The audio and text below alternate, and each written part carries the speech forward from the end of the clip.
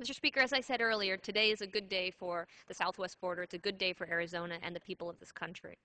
President Obama agreed to my repeated request to deploy the National Guard to the U.S. Mexico border.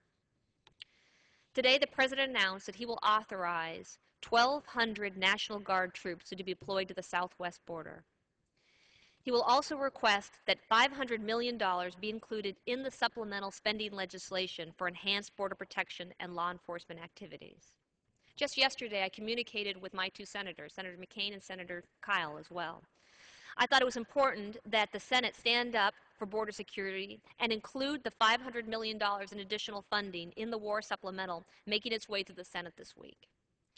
The fulfillment of my request is a clear sign that the administration is finally beginning to take border security seriously. I first called for the immediate deployment of the National Guard after the March 27th murder of Rob Krentz. Arizonans know that more boots on the ground, even if we're starting with 1,200, I requested 3,000, but this is a start. And just because this is our first step doesn't mean it's the last step. Washington has clearly heard our message. Republican Congressman Ted Poe and I sponsored a resolution calling on the President to send the National Guard to the border many weeks ago. We did another press conference today. This goes to show this is not a Republican or a Democratic issue. It's an issue that affects all of our constituents and all members of Congress. It's an American issue. And tonight, again, I reiterate my request to the House, the Senate, and the President to step up and do more. We need to secure our U.S. Mexico border, period. The Tucson sector, as we see on the map here, this is my district, and this includes the Tucson sector, which goes all the way over to the farther west part of the state, has been an area that has been confronted by narco-terrorists who have killed thousands of people in Mexico and have brought their violent ways to the United States, and in particular to our area. My district has over 100 miles of border with Mexico, and the drug smuggling and the traffic has systematically been funneled through this area. Again, as we've closed off California and Texas, we've been funneling all of this activity through southern Arizona. And as you can see, that the more urban areas, the dense part like Tucson and Sierra Vista, are away from the borders. But here along the lines, you see an incredible, vast amount of open space. And these are where the ranchers in Cochise County live. These are individuals who have had their ranches for hundreds of years, some of them, who are not being protected. The Tucson sector, and I'd like to put up a chart here of the Tucson sector of the Border Patrol, because it accounts for almost 50% of all the apprehensions of illegal immigrants and of drug seizures across all Border Patrol sectors in the nation. Again, this is to represent what we are actually dealing with in southern Arizona in my district. So as you read the chart from fiscal year 2005 up to fiscal year 2009, in fiscal year 2005, there were 439,000 apprehensions in that year. And for every individual apprehended, we believe possibly one or two or maybe three or maybe more get away. In fiscal year 2006, 392,000 apprehensions. In fiscal year 2007, 378,000 apprehensions. In fiscal year 2008, 318,000 apprehensions. And in fiscal year 2009, 241,000 apprehensions. So we have seen almost a 50% decrease in the number of people that are being apprehended, which is a good sign. It shows that the border security measures that we put on the border is working. But it's an interesting story when you look at seizures in terms of marijuana.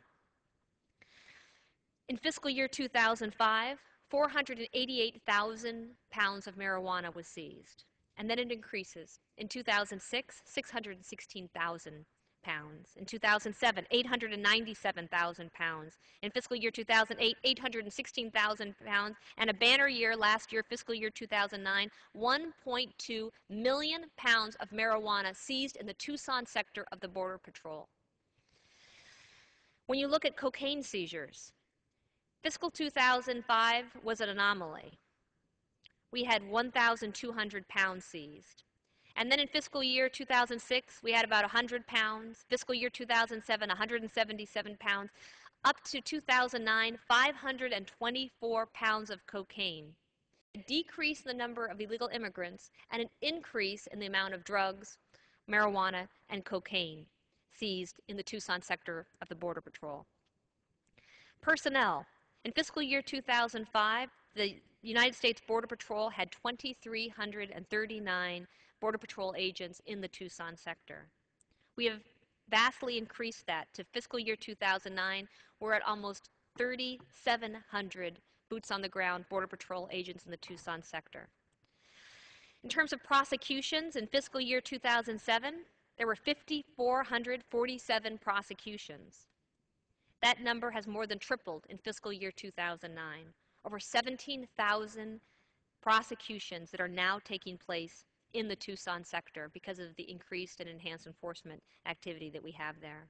Operation Streamline, I talked about this earlier, making sure that we are actually detaining for 30 days illegal immigrants who are passing into our border illegally. We started a couple of years ago because of the work of many hardworking individuals. In 2008, 9,638 prosecutions, and in fiscal year 2009, over 15,000 prosecutions with Operation Streamline. That sounds like a lot until you go back and you look at that number, that in 2009 we had 241,000 apprehensions. I'd like to now relate, in the words of my constituents, what we're actually dealing with along the border. And I really believe that the ranchers out in Cochise County speak for themselves the best. And I asked them to submit stories to me of real accounts. And I've collected their letters over the days and the weeks and the years that I've served in this capacity. This is a letter that was sent to me following a community meeting that I convened at the Apache Schoolhouse 4 days after Rob Krentz was murdered. The author wrote, "I'm angry. I had been operating at a slow simmer for some time now. Then, last Saturday, when he was working on his ranch, Rob Krentz was murdered in cold blood. He was shot along with his dog. Now I am more than angry. Rob was a fourth-generation rancher in Cochise County. Friends and family, some with hunting hounds and horses and every kind of law enforcement official that we have, went into an all-out search mode for his killer. But we had a nearly 24-hour head start on them by the time they found the body. The killer did. They followed his tracks to the new, fabulously wonderful, multi-billion-dollar and completely ineffective fence at the border and then into Mexico. They returned to their homes and jobs, sick that they could not catch this killer before he made it back across the border. I have known Mr. Krentz and his family for many years and consider them friends. We are not close, but have become friends largely because of common beliefs and issues that arise from living in these huge arid landscapes. Most of us here have what the general population would consider conservative leanings when it comes to politics. We prefer and have to take care of ourselves for the most part. We do not have the option of calling for help in emergencies much of the time because we do not have phones, radios, or cell service when we are out in the landscape or on isolated roads.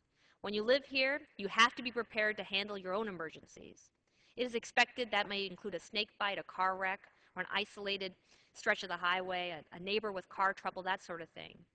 But for the last 4 years or so, that has included illegals that carry fully automatic weapons. That is a little tougher to prepare for, especially when official response time is 1 to 4 hours, and the official that does respond is usually alone and only allowed to carry a measly pistol to respond with. 2 years ago, a Bureau of Land Management fire crew was pulled off the job when the fire they fought flushed 17 illegals out of a canyon, and they were all carrying automatic weapons. Most of us have guns, as did Rob Krentz. His was found in his scabbard along on his Polaris Ranger, where they found his body. The people who killed him, according to a garbled radio message his brother received, appeared to be hurt and needed help. That bit of acting may explain why Rob did not have his gun out and ready to use. Just the day before Rob had helped Border Patrol officials with a drug bust on his ranch. More than 300 pounds of marijuana was confiscated. Was the killer one of the thwarted smugglers seeking revenge? We do not know and probably never will.